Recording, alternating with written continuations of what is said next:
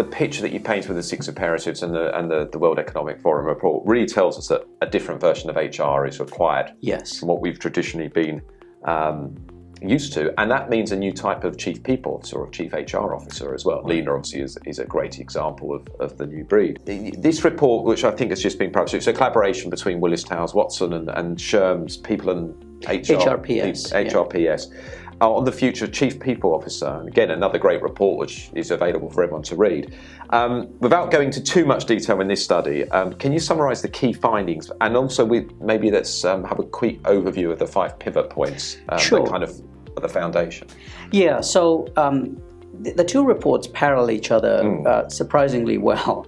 Helps having the same author. Same authors, yes, indeed. It is helpful.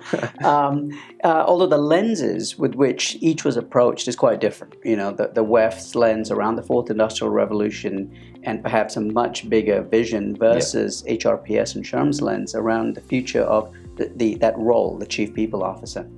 And so as part of the report, we talked to over 500 chief HR officers from around the world, CEOs and board members. So we really did get a multi-stakeholder view, did lots of virtual focus groups and the like.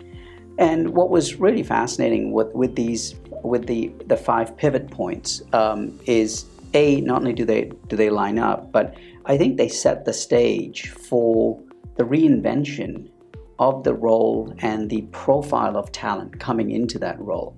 And to your point, we've seen some outstanding successes with the likes of Lena Nair, Diane Gearson, for example, at IBM, of what that prototypical CHRO might look like. But very quickly, you know, the 5 pivot points for your viewers. The first was pushing the boundaries on organizational agility.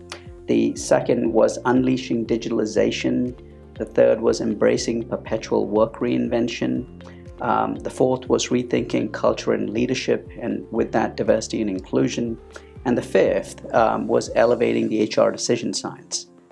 And you can see straight away how they dovetail really well with those 6 imperatives. Indeed. And on the HR decision science, I was quite interested. I can't remember the exact figures because I haven't got them in front of me, but that shows that there's a huge opportunity that still hasn't really been realised. So I think there's a recognition that the data that people have available isn't what we need to be able to really take the decision science to the next level. Yeah, and David, that point about decision science is really important. And I'll go back to work that my colleague John Boudreau has done when he unveiled his talent ship model back in Beyond HR from a couple of almost 2 decades ago. But this profession has had a decision science about it. There's been a method to the madness.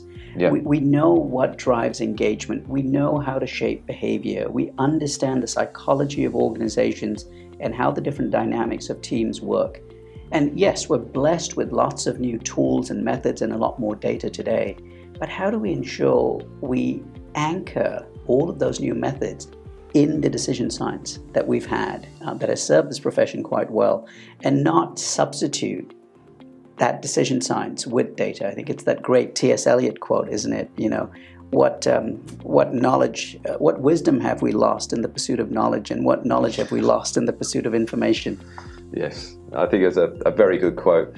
And actually, it's just come to me as well, the 5 pivot points are almost the enablers to help deliver the 6 imperatives. Indeed, that's actually that's really well said, because the pivot points really are what we see as being the capabilities of the Chief People Officer, and by default then the HR team and the function, which are then required to actually deliver on these imperatives for human capital. Perfect. In this series, we will be speaking to a range of senior leaders who are pushing a data-driven and digital HR agenda. Make sure that you subscribe via your podcast app of choice, and also via our YouTube channel for free and regular interviews with the digital HR leaders of the future.